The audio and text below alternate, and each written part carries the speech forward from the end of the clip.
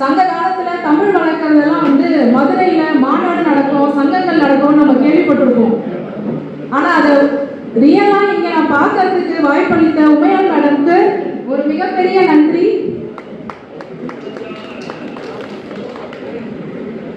அதே மாதிரி அந்த காலத்துல சோசியல் மீடியா அப்படின்னு ஒண்ணு இல்லை.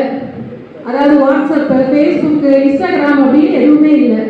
அப்படி இல்லாத காலத்துல நம்ம மனமையா மனம் மன்றம் நடத்தி, மனமன்றம் மற்றும் நகைச்சுவை மன்றம் நடத்தி வந்தாரு அப்படின்றது ரொம்ப பெரிய விஷயம். அதை நினைச்சு பார்த்தாலே பிரமிப்பா இருக்கு எனக்கு. இப்பெல்லாம் சின்ன பசங்க வந்து வெறும் மதிப்பெண்காக படிக்கிறாங்க, அதாவது மார்க் எடுக்கணும் அப்படின்றதுக்காக படிக்கிறாங்க. ஹிந்தி, இங்கிலீஷ் தான் வந்து சுலபமா இருக்கு, அதிக மார்க் எடுக்க முடியுது அப்படின்னு சொல்றாங்க. ஆனா நம்மளோட சங்க இலக்கியங்களை எந்த ஒரு குழந்தை விரும்பி படிக்கிறாங்களோ, அவங்க வாழ்க்கையில எந்த ஒரு நெறி தவறாம கண்டிப்பா நடப்பாங்க அப்படின்றத நான் உறுதியா சொல்றேன் இந்த மேடையில.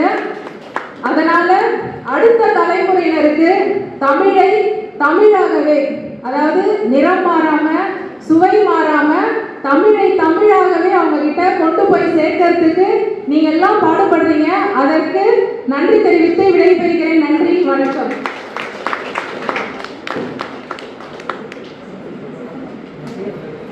செங்கல்பட்டிலிருந்து எங்கள் கண்பட்டு விடும் அளவுக்கு உரையும் மிக சிறப்பாக இருந்தது. அப்படிப்பட்ட சுதா அவர்கள் அக்னி சர்மல் லாஜிக்கல் பிரிவேட்டிவ் இயக்குநராக இருக்கிறது கூடுதல் செய்தி. அவருக்கு மனமன்ற அறக்கட்டளை தலைவர் உமையால் மேடம் அவர்கள் நினைவு பரிசு வழங்கி பொன்னாடை கொடுத்து மகிழ்கிறார்.